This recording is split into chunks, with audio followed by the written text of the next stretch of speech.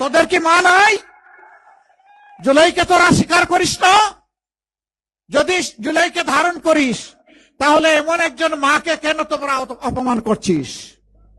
একটা ক্লাস সামান্য মানবতা এবং ভদ্রতা ভুলে গেছে। আমি ফেনীতে গিয়েছিলাম, শহীদ পরিবারের মা এবং বাবারা, ভাইয়েরা, বোনেরা সেখানে এসেছিল, সন্তানরা এসেছে। আমি তাদের প্রতি সহানুভূতি জ্ঞাপন করার এক পর্যায়ে একজন বয়স্কা মা হঠাৎ করে এসে আমাকে জড়ায় ধরছেন। উনি কান্না শুরু করেছেন। আমি তো তাকে ছুঁড়ে মারতে পারি না, তিনি তো জাতির মা, আমার মা, তাকে সম্মান করা আমার দায়িত্ব। সেটা নিয়ে এক শ্রেণীর ইতর দেখলাম বুলিং শুরু করেছে। তোদের কি মা নাই? জুলাইকে তোরা স্বীকার করিস না? যদি জুলাইকে ধারণ করিস তাহলে এমন একজন মাকে কেন তোমরা অপমান করছিস?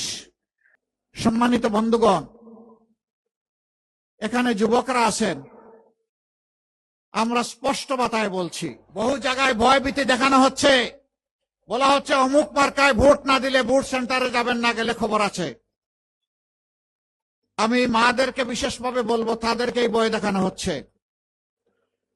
আপনারা ওই মা যারা শরীফ উসমান হাদিকে জন্ম দিয়েছেন, ওই মা যারা আবরার ফাহাদকে জন্ম দিয়েছেন, ওই মা যারা আবু সাইদকে জন্ম দিয়েছেন, যে আবু সাইদ বলেছিল হয় আমার অধিকার দে, না হয় আমাকে একটা গুলি দে।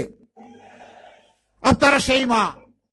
যদি কেউ ভয় দেখাতে আসে, চোখে চোখ রেখে বলবেন এটি আমার অধিকার, এটি আমার দায়িত্ব, ভোট দিতে আমি যাব, তুমি পারলে ঠেকাবা।